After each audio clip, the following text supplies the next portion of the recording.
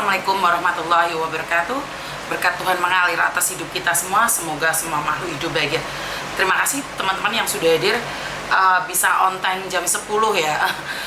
Karena situasinya kan beda ya. Saya sering mudik Indonesia Hong Kong, jadinya saya pribadi ini masih belum bisa settle diri saya sendiri kapan saya live, jam berapa, seperti apa dan bagaimana.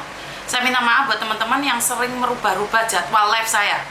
Jadi antara jam 10 atau jam 12, tapi saya sekarang ingin kembali lagi semaksimal mungkin untuk bisa live jam 10 seperti biasanya. Jadi saya mencoba untuk bisa live lagi jam 10 seperti biasanya, biar kalian nggak bingung jam piro atau aslinya Miss Uni live. Ini pertanyaannya dari Mbak Nuri. Mbak Nuri mau mesti takut ya, aslinya live ini jam piro toh ya kok aku ki angel menate golek live. Saya minta maaf ya Mbak Nuri ya. Saya akan kembali mencoba untuk live di jam yang sama, ya ini jam 10.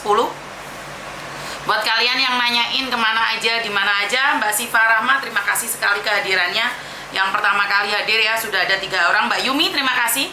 Suaranya sangat jelas sekali ya teman-teman ya, pakai mic baru soalnya. Jadi pakai mic baru lebih efisien, waduh lebih efisien. Jadi ya seperti itu. Saya sendiri itu sangat beberapa hari ini, Mbak Kotiah, waalaikumsalam, terima kasih. Jadi beberapa hari ini saya mendapatkan pengaduan tentang TPPO yang terjadi di Myanmar, di Kamboja atau di mana-mana.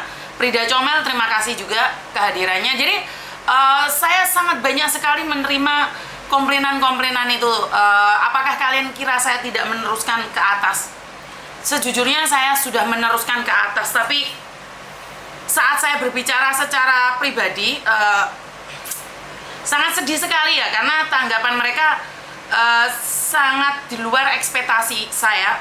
Jadi banyak sekali yang mengatakan bahwa sebenarnya mereka itu tahu kalau dijual di luar negeri, dijadikan sindikat, tapi karena butuhnya pekerjaan jadi mereka berangkat. Jadi ini bertentangan dengan hati nurani saya ya. Mbak Suwantini, terima kasih. Kayla Kefala, terima kasih. Christine Arziza, terima kasih juga. Jadi bertentangan dengan hati nurani saya yang mengatakan bahwa sebenarnya mereka itu nggak tahu gitu loh. Tapi saya kalah telak. Dimana mereka memberikan bukti-bukti pada saya bahwa mereka itu sebenarnya tahu. Karena butuh pekerjaan, jadi mereka itu tetap rela berangkat ke luar negeri. Dengan iming-iming yang sangat menarik sekali. Jadi Mbak Nur Baena, terima kasih. Kiki Devi, terima kasih Mbak. Ini ada 42 orang, boleh bantu share. Soalnya kan saya cuma live-nya di YouTube aja. Jadi saya nggak live di Facebook atau di TikTok atau di lain-lainnya.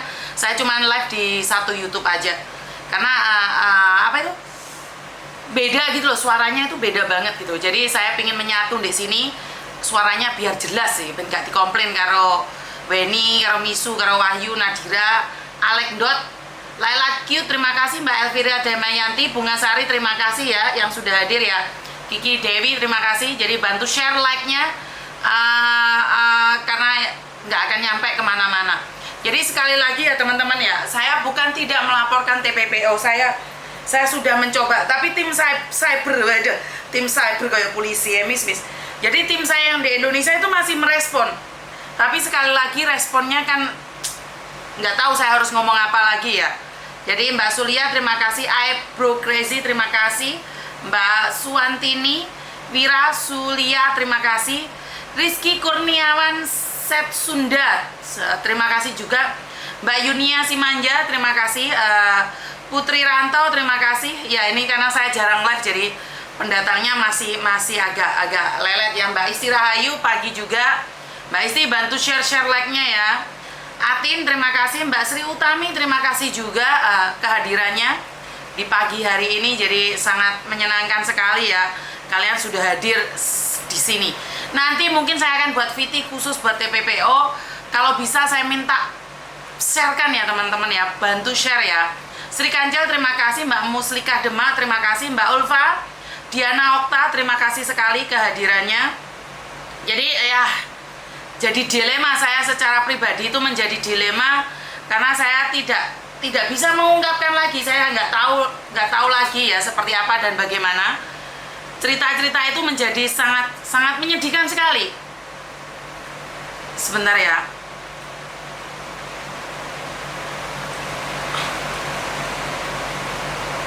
Sri Kanjeng Mbak Nia Cabe, terima kasih ya kehadirannya ya. Sebentar ya Mbak ya. Nanti toh.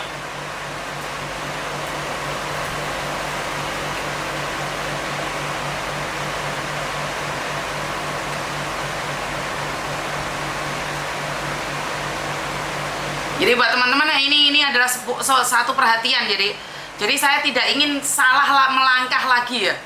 Jadi Mbak Sri Kancil terima kasih, Mbak Yati Inah terima kasih yang sudah hadir, Mbak Noraini Kurnia terima kasih. Jadi ini saya ingin membahas tentang TPPO yang banyak sekali masuk ke saya, telepon ke saya dan meminta bantuan.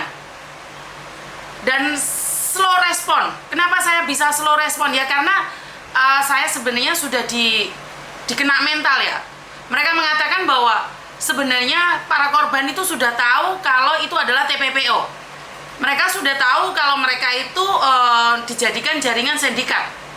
Jadi Miss Yuni percuma memperjuangkan, maka tidak akan ada yang peduli. Saya mencoba ngobrol dengan beberapa orang ya. Orang-orang menurut saya adalah orang-orang yang hebat. Tapi jawaban mereka, oh Mbak Yuni, gini loh, sebenarnya mereka itu sudah tahu tentang TPPO ini, tapi mereka itu tergiur. Lah iya Pak, kenapa nggak ditangkap yang menjual ini? Lah itu tetangganya, saudaranya sendiri loh Mbak. Mereka itu saling kenal, karena itu yang satunya sudah ada di Kamboja, yang satunya sudah ada di Myanmar, terus mereka itu dirikut sendiri. Terus bagaimana kita menanganinya? Ya apa ya? Saya nggak ngerti harus ngomong apa lagi ya. Jujur saya nggak ngerti. Di sisi lain saya yakin dan percaya bahwa korban TPPO ini tidak tahu kalau mereka itu dijual. Terus kalau mereka bekerjanya tidak baik maka akan digebukin. Itu mereka, saya yakin 100% mereka tidak tahu. Tapi orang-orang yang selama ini mau membantu itu selalu mengatakan bahwa mereka itu sudah tahu gitu loh. Mereka itu tahu kalau mereka itu bakalan dijual. Karena tidak ada pekerjaan yang nyaman tanpa proses dan mendapatkan gaji yang banyak. Secara logika itu tidak masuk. Mereka bilang seperti itu. Lah kenapa pelakunya tidak ditangkap?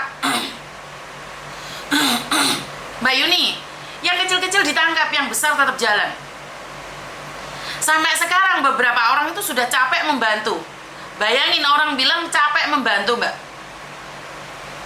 Mbak Suyatmi, telat ket mau anak wedok, Duril, terima kasih, Reris, terima kasih, Risna. Oh, teko keri dhewe njut absen. Mbak Farhat Faisal, terima kasih, Tri Aulia, terima kasih. Jadi korban TPPO itu mereka semua sudah tahu Mbak Yuni, bukan mereka itu nggak tahu. Oh iya dah. Coba deh cross check lagi. Itu mereka sudah tahu. Karena mereka tetangganya, saudaranya itu ada di Kamboja dan mereka tertarik karena tetangganya bangun rumah, beli sawah. Tapi kan tidak oleh ngapusi Pak. Ya kita kan nggak tahu ngapusi sama enggaknya. Ya Pak. Jadi laporan saya hambar Mbak.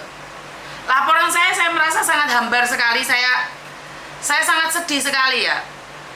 Ke beberapa teman, ke beberapa orang yang saya rasa tahu tentang TPPO, mereka selalu bilang bahwa korbannya itu sebenarnya sudah tahu.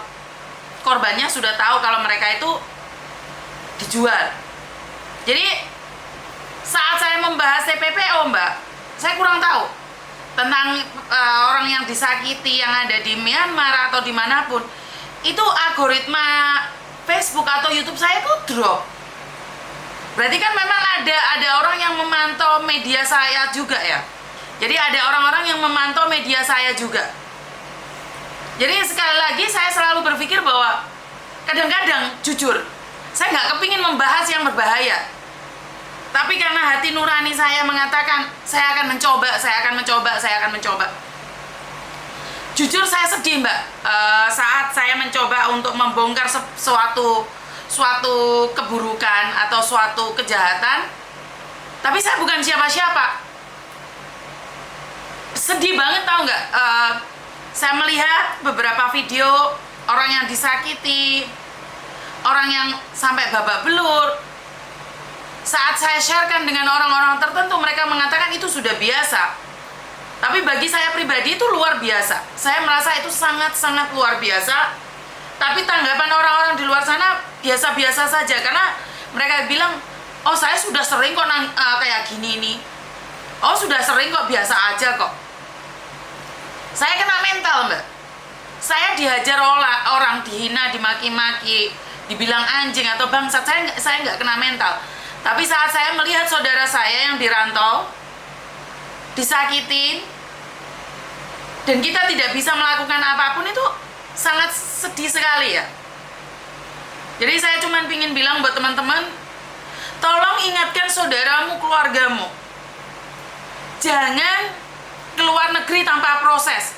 Jangan mau diiming-imingi proses yang begitu cepat. Itu aja yang bisa saya lakukan saat ini.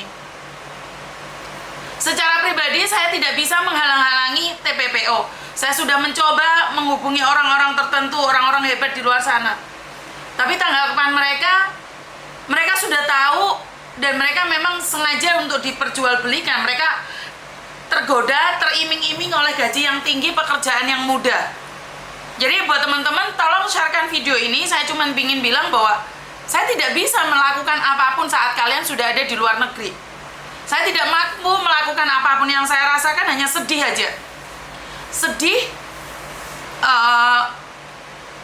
Seandainya itu adalah adik saya, seandainya itu adalah suami saya atau keluarga saya akan merasa sangat terpukul sekali. Tapi tidak ada yang bisa dilakukan. Dan banyak orang yang kayak menyepelekan, ala ujung-ujungnya minta bantuan sama pemerintah. Udah dikasih tahu tapi nggak percaya, gitulah ujung-ujungnya minta bantuan sama pemerintah. Jadi karena saya melihat bahwa oknum TPPO yang besar itu tidak tersentuh gitu loh. Jadi nggak ada yang menyentuh. Jadi siapalah saya ini ya?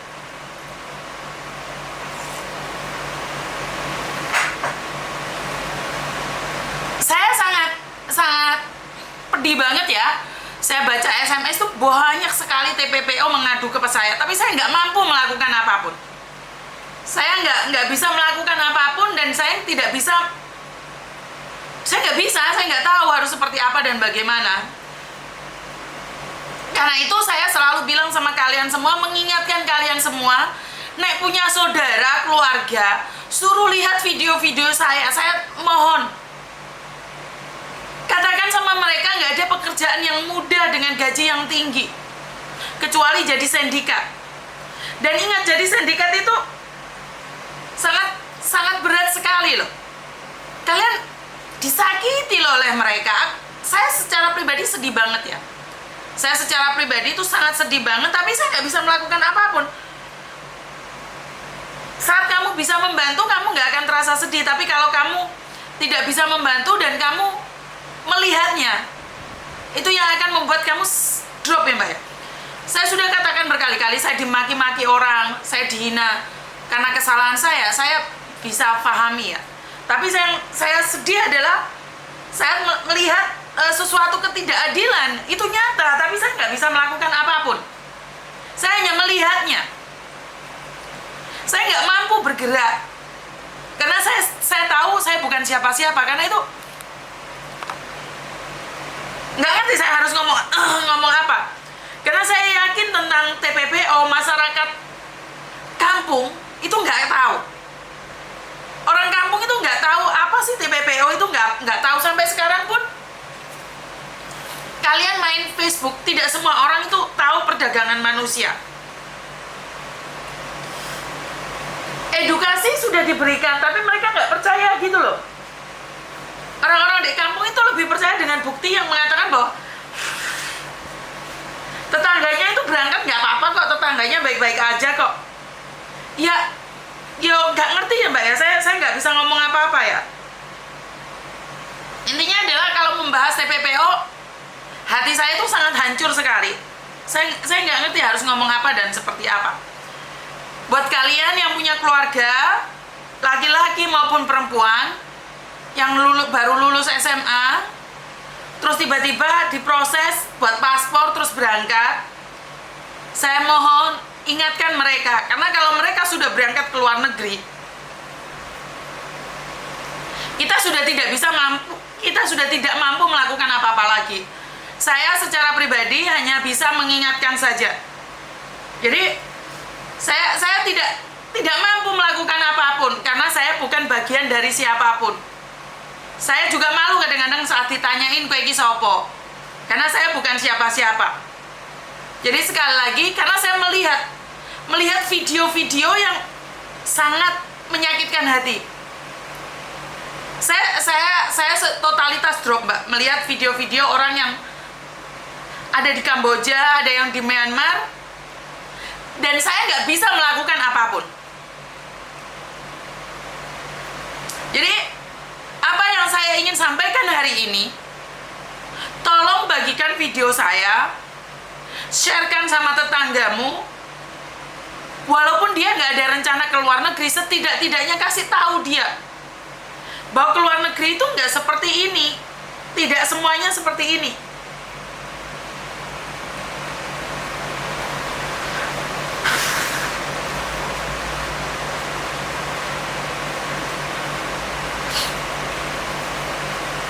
Jadi saya nggak tahu ya Mbak ya, jadi saya cuma mengingatkan aja, tolong bagikan video saya agar teman-teman kalian, saudara-saudara kalian terhindar, karena kebanyakan yang telepon saya dengan kasus TPPO itu mereka nggak kenal saya, nggak pernah tahu media sosial saya. Ingat, jika kita bisa membantu satu orang saja, sebenarnya itu adalah rezeki kita juga, bisa mengingatkan orang lain. Semoga sampean, saudara-saudara sampean semua terhindar dari TPPO, karena TPPO ini menjanjikan hal-hal yang manis-manis sekali, dan di masyarakat itu belum dibahas gitu loh. Maksud saya waktu saya ada di kampung, saya cerita tentang ini, tentang itu, mereka bilang, oh iya dah, masa sih? Ya kami di sawah, kami nggak tahu.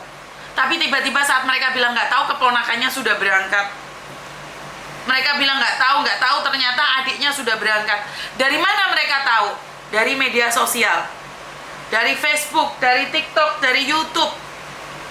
Keponakannya sudah ada di sana, sementara orang-orang yang ada di kampung nggak tahu apapun. Jadi saya selalu bilang, khusus buat TPPO, karena saya tidak bisa membagikan videonya ya Mbak ya, karena video ini terlalu menyakitkan. Kalian nggak akan kuat melihatnya, nggak akan kuat. Yakin nggak akan kuat, saya taruhan nggak akan kuat. Di memori saya aja saya nggak lihat full, saya nggak berani lihat full. Kepala, kaki,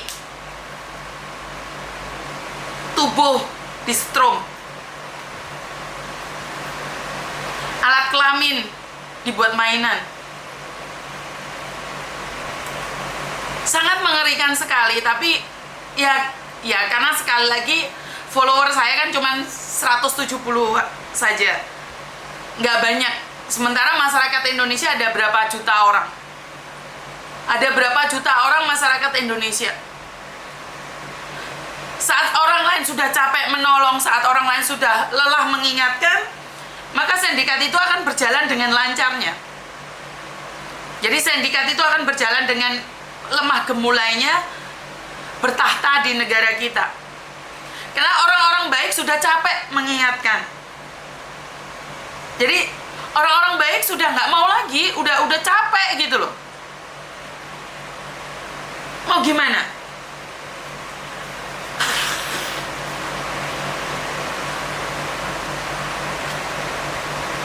Kalian aja nggak sanggup ngebayangin, apalagi saya yang melihatnya. Apalagi orang yang mendapatkan seperti itu. Saya nggak mampu menahan semua ini, saya nggak bisa mengingatkan semua orang. Saya hanya minta tolong sama kalian, satu orang nge-share. Jika ada 300 orang nge-share, akan ada 3.000 orang nge-share. Saat ada 3.000 orang nge-share, maka akan ada 300.000 orang nge-share. Itu aja harapan saya. Setidak-tidaknya saya nggak akan ngelihat lagi orang diinjak, orang disetrum, orang-orang seperti itu gitu loh Mbak. Saya jujur, saya kalah dengan podcast yang menunjukkan rumah mewah. Saya kalah dengan orang-orang yang pinter masak. Podcast saya kalah dengan orang-orang yang menunjukkan kecantikannya. Saya kalah, totalitas saya kalah. Dan kadang saya capek, saya ingin mundur juga. Tapi saat saya melihat lagi satu kasus, saya ngerasa saya nggak boleh berhenti. Kalau saya berhenti, maka nggak akan ada satupun yang akan mengingatkan. Khususnya orang-orang yang ada di kampung, Mbak. Saya jujur saya nggak kuat melihat video-video tersebut. Saya nggak mampu. Ya kalau masih di Indonesia masih mending ya, Mbak ya. Kalau di negara orang kabur dari tempat itu taruhannya nyawa, dan mereka memilih untuk kabur, dan setelah itu mereka nggak ada kabar. Kalian kebayang nggak kalau udah nggak ada kabar itu seperti apa?